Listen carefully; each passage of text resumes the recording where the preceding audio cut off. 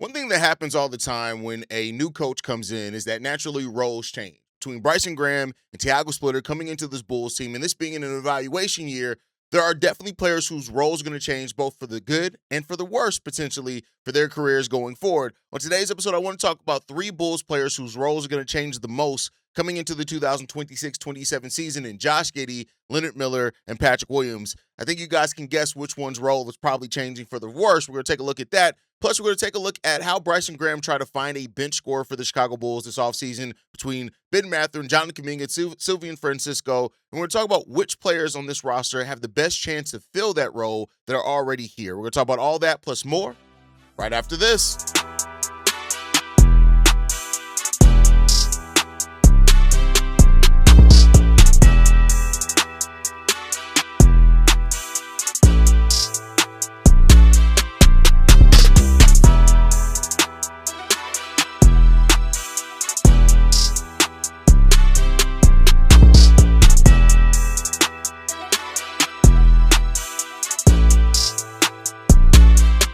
What's going on, Bulls fans? Welcome to another episode of Chicago Bulls Central, your number one spot for everything Chicago Bulls related. I'm the host there, Haize, but more importantly, you guys can follow the channel at Bulls Central Pod on every social media platform we happen to be on. With that said, let's go into this content for today, y'all. And yeah, man, I want to talk about some Bulls players whose role is going to change. This is naturally an evaluation year for the Chicago Bulls. I think most people agree with that, right? This is not the same old chase the plan no matter what type of Chicago Bulls team. Now, this is a Bulls team, though, that is going to be trying to win this season. It's not a team that's trying to come in and tank. Even if they were, that would be a stupid strategy considering the tanking rules change. And so we already know players that are going to try to make steps. Like Matas Buzelis is stepping into a new, hopefully, role in the sense that it increases. But I mean, they have to play completely new roles on this team than they have, and one that probably is going to get kicked out of the rotation completely unless you prove some things in training camp. So we're going to talk about these. We're going to start off with Josh Giddey. Josh Giddey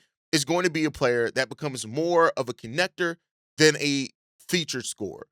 Josh Giddey will probably admit to you guys that, and be the first to admit it, is that Josh Giddey has been thrust to be more of a scorer than I think what he naturally would want to be. Josh Giddey is an excellent connector. When you look at his ability to create open shots for his teammates, he's an elite category with it. It's him, it's Nikola Jokic. Like, those are the two players that do it at that level as far as creating open shots. Josh Giddey, I think, was second or almost tied for first in possible assists last year. That means that he made the right pass. His teammates just didn't hit the shot, right? So, you have that type of thing. Now, I don't know how much of that changes this season. We're not going to have the most elite shooting team in the league, but I do think that the value for Josh Giddey on this team isn't necessarily going to be throughout him needing to take on a heavy scoring load. Now, some Josh Giddey detractors are going to try to use that to mitigate the value of Josh Giddey. I look at it and say this: if Josh Giddey does not have to score as much, that means he's doing a good job at putting the other players that are still learning to create their own shot in the proper scenarios and positions for them to score a little bit more heavily, right?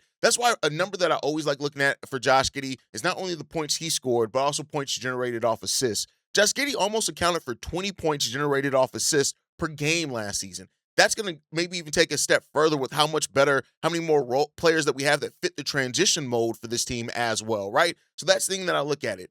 If he can organize and facilitate at an elite level this season, which I would not be surprised if Josh Giddey is top 2 in assists this season, he doesn't have to be as dynamic as a half-court scorer. Now, that does not mean that he still doesn't need to be an efficient three-point shooter. It doesn't mean that he still may not have to score 12 to 14 points per game. Those things are going to be there, but you could be naturally looking at a position where Norman Powell, Wilson, Matas Buzelis are asked to get more buckets in the starting lineup when they're out there with Josh Giddey because of that. Even Nick Claxton in the pick and roll and creation that he can have as well, right? Those are the type of things. The cleaner role for Josh Giddey is going to help Josh Giddey and I think this team be better in a more functional offense. So I think when you're looking at things that Josh Giddey has to prove because of that is that he has to prove that he can make Matas and Caleb better and easier to build around, especially in the half-court part of it, right? Can he punish teams enough as a shooter? Doesn't have to be an elite shooter, but does have to punish teams for not guarding him at the three-point line or sagging off of him, which he's done really well over the last 2 seasons. Has gotten better in that, right? Can you avoid the forced scored possessions? There are going to be some times where teams are going to try to force Josh Giddey to become a scorer. Now, I'm not saying that he needs to hide away from that because there are times where he's probably going to thrive in that, especially if they get dangerous enough to leave the smaller guard on him. But I think when you look at it, his ability to run the offense when the game slows down and when you are forced in the half court, that's going to be a really big part of Josh Giddey's game this season, more than I think it was the last couple of seasons. So that's why I say that there's not a question if Josh Giddey can put up the numbers if needed. Josh Giddey can put up those numbers. There's no ifs, ands, or buts about that. The bigger question becomes about, how he scales his game with those young players. And that's going to be the fun part of how this season kind of develops for Josh Giddey, right? That's what I'm looking for. The next player is Leonard Miller. Now, a lot of Bulls fans have made a lot about Leonard Miller, and you have varying degrees of hype over how Leonard Miller finished the season. I'm going to come in with a more level-headed kind of spot with it, is that the thing that I really like about Leonard Miller is the fact, and I'm not going to do what some people like, oh, he can win most improved player. That's a tall test to do. But the thing that I love about Leonard Miller is that he does the thing in the role that we've been asking P. Will to do so long. Just play with energy on both sides of the court. Is he an excellent on-ball defender? No. Is he an amazing pick-and-roll defender? No. Is he solid in both those areas to where you can trust him that he's going to perform as you need a role player to do? Yes. Is he a offensive player that you're going to give him the ball and tell him to isolate and go get you a bucket? Hell no, that's not him. But he's a player that's going to go off feedbacks or putbacks, after getting rebounds. He's a player that's going to dive to the rim if you run him in a pick-and-roll scenario and situation. And he's a player that's not going to shy away from the contact in the post either if you do give him a post and dive situation. And, oh, by the way, a wide open three, he's going to take that. Is he going to hit it at the best percentage? We'll see, but he's going to take that, right? So when Bryson Graham picked up Leonard Miller's team option, it's clear that Bryson Graham looked at that and said, this is a player that finished the season strong. Let's go out there and see what he can, because he brings the size, he brings the energy, he brings some athleticism, and he brings defensive versatility in his ability to guard multiple positions. There's always a role for a player like that on teams, and he just has to show that he can do that and be consistent in being that, because I can tell you this, just off energy plays alone, rebounds, putbacks, I can easily see Leonard Miller scoring 10 to 12 points per game, because he's not the type of player that, at least based off what we saw last year, is going to disappear in the game. Now, again, he has to prove that he can do that for a full season. I'm not necessarily saying that we should just act like it's boom, it's automatic for him, right? But you look at the way that he outperformed Patrick Williams down the stretch. In another season, in another opportunity where Patrick Williams had the floor, Leonard Miller stepped into that and did that role. And if he continues to grow in that, just being that energy guy, God forbid if he actually adds some things to his game, into his bag a little bit, it's going to change a lot for the Bulls. So Leonard Miller isn't just playing to try to make the rotation here. He is playing to try to take somebody's job and be, higher up into that rotation, and we're going to see what's going to get there.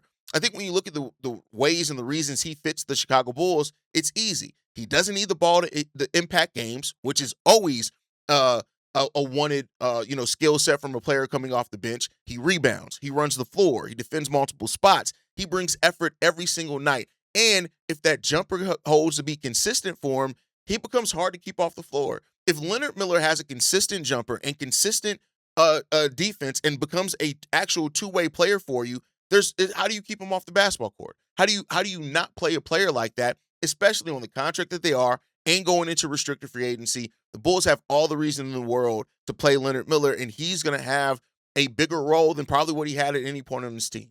Because I look at it this way: Trey, Jalen, Zach Collins, if he's healthy. Those are the only three players on this bench that have a guaranteed role, and that's because you know exactly who those players are as veterans. The minutes may vary how much they play depending on how the younger players step up into that. Like, you can run Zach Collins for 10, 12, 15 minutes. You can end up only running him for 8 or 9 minutes if a player like Leonard Miller's ready, right? So it depends on that. And I think when you look at those things, like if Leonard Miller gives the Bulls solid play, solid production from a two-way standpoint, he's going to be on the basketball court. And the Bulls will probably be better off for it as well if he does that, because Leonard Miller was really good last year. You look at him post All-Star break, 12.5 points per game. He only did that on 9 shots. He also averaged 6 rebounds per game, almost a steal per game as well, and a half a block per game. So if Leonard Miller gives that consistently, like just that stat line, the 55% shooting from the field and 35% shooting from three, if he gives that as a role player next season, that's a role player that you keep around on your team, especially when you look at the age at only 22 years old. So Leonard Miller's going into a new role next season, and it's a role that I'm really excited to see how he fills out and how he plays in, because Leonard Miller has tons of potential and the Bulls get to see. And then it gets to Patrick Williams. Patrick Williams, who his spot is not guaranteed on this roster at all. Now, I mean, his roster spot is guaranteed. His spot in the rotation is not guaranteed. Here's the thing when it comes down to it. Patrick Williams is making really big money, especially for what's asked of him. And I think when you look at it, that this front office did not give him that contract. Matas and Caleb are clearly developmental priorities ahead of him. Leonard Miller is probably now at this point a developmental priority ahead of him. And then if you throw in players like Swain, Noah Essengay, right, Jalen Smith, like these guys could all be in the rotation ahead of Patrick Williams this year. And Patrick will really have nothing but himself to blame. That's it. Nothing but himself to blame if that ends up being the case. The problem is that all the things that I just talked about Leonard Miller doing with the energy plays, the two-way play, all that type of stuff, Patrick Williams could have been given that for years. And there seems to be a consistent amount of Bulls fans that want to give an excuse to P. Will every single year. First, it was, there's guys ahead of him in DeMar DeRozan and Zach LaVine. That's why he couldn't develop. And people completely overlooked the fact that we saw players like Javonte Green, Alex Caruso still be able to perform and produce with those same limitations ahead of them. We saw a player like Matas Buzelis come in here with still players ahead of him, and he still found a way to take Patrick Williams' job and to be better in it. You saw a player last year in Leonard Miller when nobody was ahead of him when the end of the season came and took Patrick Williams' role and was ahead of him. So at this point, the fact of everybody wanting to make a different excuse for P. Will every single year of his career, we've seen it. Other than this rookie year, every single year of his career has been disappointment for different and varying reasons. We had to play 6'3" guards at power forward because P. Will was not ready, right? And so I think at this point now is that Patrick Williams' role is not going to be guaranteed based off his contract. His minutes aren't going to be based off his contract. It's going to be based off if he shows it. Now, as much shade as I just threw towards Patrick Williams, the thing that I will say on the flip side of that is still this. If Patrick Williams comes into training camp, earns a role, plays well within that role during the preseason and the start of the season, then nobody should complain about P. Will being in the rotation. If he earns it, then he earns it. But nothing's going to be given to him anymore. And I think when you look at the case for P. Will, if P. Will does want to earn more of an opportunity, it's there. P. Will can still shoot. He still probably could be one of the better three-point shooting percentage players on this team if he actually takes the shot and makes the shot, right? Then you look at it as well. Patrick Williams can guard multiple positions. He can be a player that can guard on the wing, can guard in the post with his strength, all those type of things. He can get that. And because Tiago Splitter's new system, it may simplify the responsibilities by P. Will. While I may not be the most head over heels about it, P. Will has a chance to play into a role that Tiago Splitter needs here, right? And so with now that there's no franchise cornerstone pressure around him, and that it may be a simplified of his role of go in there to defend, take the open three-point shots. That's all we need you to do now. Maybe he can thrive in that, right? So, and a lot of people are going to make the conversation on this too be about, well, what should you do to increase P. Will's value? I'm here to tell y'all this. At 25 years old, P. Will, there is no increasing P. Will's value unless he plays great. And at that point, then he's earning a role. But you don't do anything. You can't artificially inflate P. Will's value. Because if P. Will's out there looking like ass, like he has been, there's no value increasing in that if you just play in minutes. He has to earn everything that's in front of him. And if he does, great. And I'll say this too, if P. Will does play great, let's just say he does. Let's say that in the odd form of the world, P. Will comes into the season and plays absolutely amazing at the start of the season. You trade him at the trade deadline. If you can get off of him, if any team becomes enamored and they're giving you any type of asset and you ain't got to attach a pick, you trade him right then. Because at this point, like even then, what are you still hoping? The best for P. Will is he's going to play behind Matas and Caleb Wilson for the rest of his career. That's the best that he has to hope here. So, we'll see what happens. I'll say this. Let Patrick Williams compete, as everybody should be coming into training camp and competing. Let Leonard Miller compete, right? Let those guys compete for that role. Let Isaac Okoro compete. Let that. If Patrick Williams wins the role, you play him. That's it. If he wins the role, you play him. If he gets outplayed, then at this point, you have to make the decision that the old regime would have probably never made. Bench his ass, keep him out of the rotation permanently. Even when P. Will wasn't in the rotation, it always kind of felt like they were trying to find a reason to get him in there. At this point, if P. Will doesn't earn it, don't give him nothing. Let him sit with his $18, $19 million contract ass on the end of the bench. That's it. Let him do that. And at this point, like, you still have max cap space the next two off seasons. P. Will ain't stopping you from improving your team. You got to move on. Because P. Will at this point, like, and by move on, I mean that he's just going to be on the end of this bench just sulking away, not getting minutes. Because P. Will is a non-motherfucking factor right now. And if he goes out and proves himself be a factor, great, great. And let's see what he can do. One of the roles as well that Bryson Graham was clearly trying to fill over the last week, as we heard, there was an actual offer made to Jonathan Kuminga. The Ben Mathurin thing was kind of talked about and floated around for a little while, right? And the question now becomes about the bench scoring role that's clearly open. Bryson Graham noticed between San Francisco bringing in shooting, pick and roll creation, playmaking, those type of things. Ben Mathurin would have brought downhill scoring. Jonathan Kuminga would have brought size and shot creation, all those type of things, right? They shared a trait, and that trait that they shared was self-created offense. So it's clear that the Bulls are that they're trying to find somebody that can create offense coming off the bench. There are 3 players that are currently on the Chicago Bulls roster that have a chance to earn that role and that should be given a chance unless another deal is made to earn that role throughout training camp. That's Rob Dillingham, Dalen Swain, and Jalen Sellers. Now I'm going to start off with the guy that you guys know I probably like the least, and that is Rob Dillingham.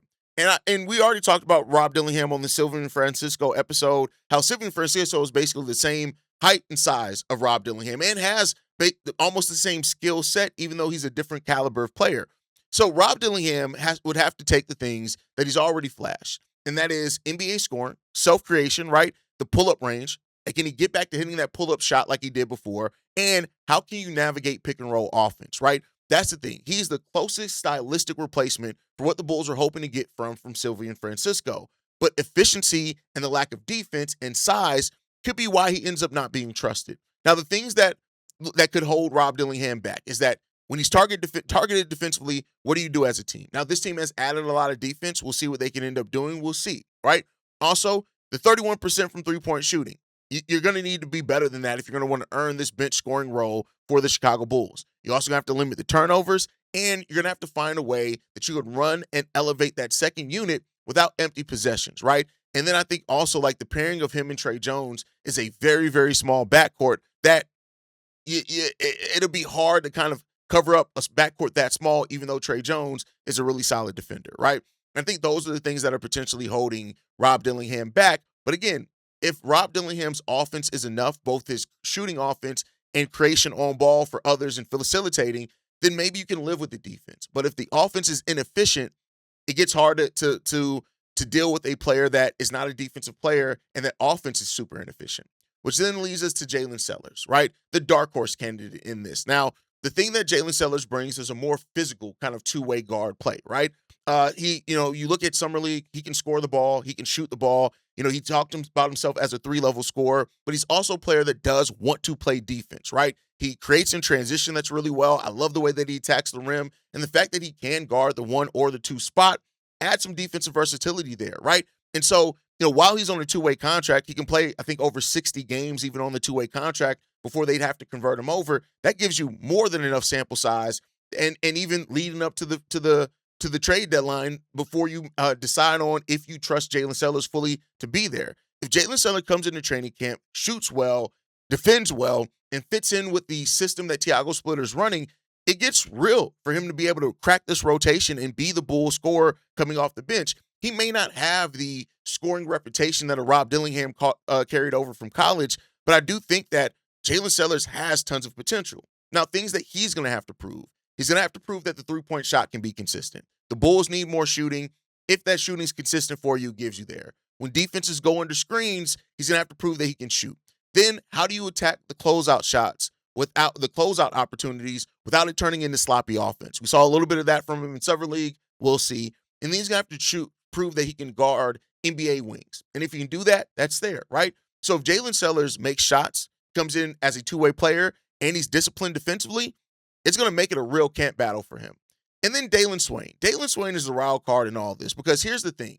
Dalen Swain in college was basically exactly what the Bulls are looking for coming off the bench. He led his Texas team in scoring, rebounding, and assists. A player and played really good defense, right? And so because of his ball handling, the size, the downhill creation, he's not the most consistent three-point shooter, right? I do think that maybe in Summer League he was asked to do much as a jumbo point guard. You put him back out on the wing, that changes some things. If you can defend, you can run, you can cut, and you can take advantage of when the defenses rotate, listen, it's going to be an aggressive type of offense for him that he's going to have to do. Also, I do think his role is going to be a little bit more simplified. So I think that Dalen Swain doesn't have to necessarily come in and have to be this point guard. He doesn't have to be that, but he has to come in and be a player that impacts several different areas of the game. Now, how much of a flat out scorer is he going to be right away? We remain to be seen on that. But Dalen Swain can do it through two-way play and the ability to push the break if that's there for him.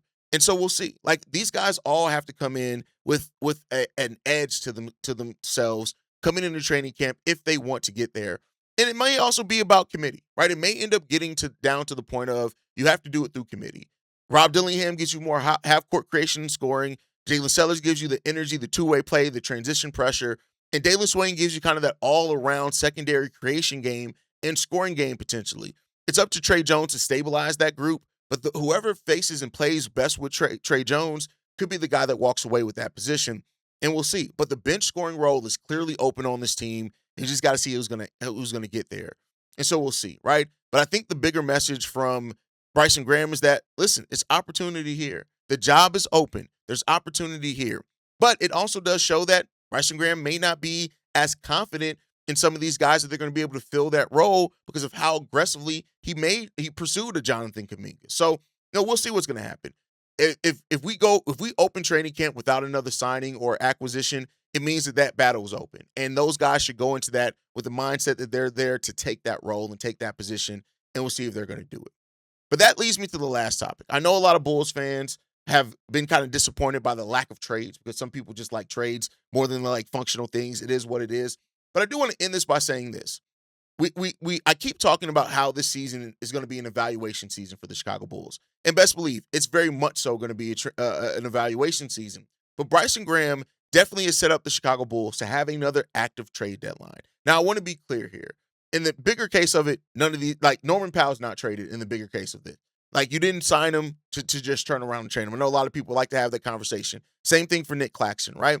But I do think when you look at guys like Tre Jones, Zach Collins, Jalen Smith, along with Isaac Okoro, right, these guys are players that could be traded, as well as, Norman Powell and Nick Claxton could be traded as well. The Bulls have set themselves up to have almost $40 million in movable contracts that they have at the trade deadline on top of a trade exception and on top of the fact that they have cap space coming into next season. So there's a lot of value here for the Bulls. Now, here's the thing. The Bulls could consider moving some things based off what's available. A player like Bryce Sensabaugh, who I think is going to be out of the rotation with the Utah Jazz. Do they decide to target him at the trade deadline and send the Jazz a veteran player if they're really now in win-now mode, right? Same thing for some other teams around the league, right? It's just Bryce Sensabaugh is kind of the one that was on my mind first, right? But, the Bulls could take a look at a number of players that are on teams and in situations. I had a video the other day on LeBaron Philon. If the Philadelphia 76ers feel like, hey, we really have a chance here, we need some more front court depth and a veteran to do it, maybe they do look to trade LeBaron Philon, and you got to include some future protected picks or whatever, right? The Bulls have set themselves up to where salary matching is not going to be a problem for them. The bigger question is, what do they show that anybody wants to come to Chicago? Does a young player look at this situation in Chicago by the trade deadline and say, I like where they're building down there in Chicago. I get to go over there and play with Giddey, Matas, Caleb, and a young core, and I feel like I could stand out in that, and maybe we can be something in a couple of years. That's what the Bulls are going to have to be left to shown. Or the Bulls can play the third team and take on salary dump scenarios if those are available. And I say if those are available again, because as we've seen this offseason, they weren't really available. So those are the type of things and opportunities that are here ahead of the Chicago Bulls, and that's there. It really comes down to what this team shows, because Bryson Graham is going to have to decide at the trade deadline, do you prioritize the immediate progress of the young core, or do you sell the older players, right, and then try to gain more assets to add more young players early on? That's what Bryson Graham is going to be trying to evaluate here. Right now, like I said, they didn't bring in Norman Powell specifically to be able to trade him. You didn't trade for Nick Claxton specifically to be able to trade him. But you do have flexibility on those deals, along with Tre, Jalen Smith, Zach Collins, Isaac Okoro. You have a lot of flexibility here for guys that just may not be part of your future. And that's what you have to keep your head on a swivel about, is look at all the scenarios and opportunities that are ahead of you and pick the best one that makes sense for your team. And we'll see what Bryson Graham does with that. So could be a very exciting offseason for the Reginalds and the Vikrams of the world, the people that are really trade thirsty. Those are my little brothers. I love them. But, see what that's going to bring. But that's going to do it for today's episode, man. I want to hear from you guys down below. Who do you think's role is going to change the most for the good or the the worst for their careers? Let me know that down below. And then who do you think could be that bench scorer next season for the Chicago Bulls? Do you think that there's somebody on this roster that will grow into that role, or do you think ultimately we're going to have to go out and find a player to fit that role? Let me know what you guys think on that part down below. Make sure you guys like the video, subscribe to the channel, hit that notification bell so you never miss an episode. You can follow us at Bull Central Pod on every social media platform. Send us any feedback, questions, comments, concerns. bullcentralpod@gmail.com. And lastly, if you want to leave a text message and or voicemail for the mailbag, the number to do so, 773-270-2799. We are the #1 spot for everything Chicago Bulls related. But that is thanks to you, lovely and beautiful people. And like I like to end every episode on, go Bulls. Love you guys. See you right if you can, y'all. Peace. This has been a presentation of the Breaks Media.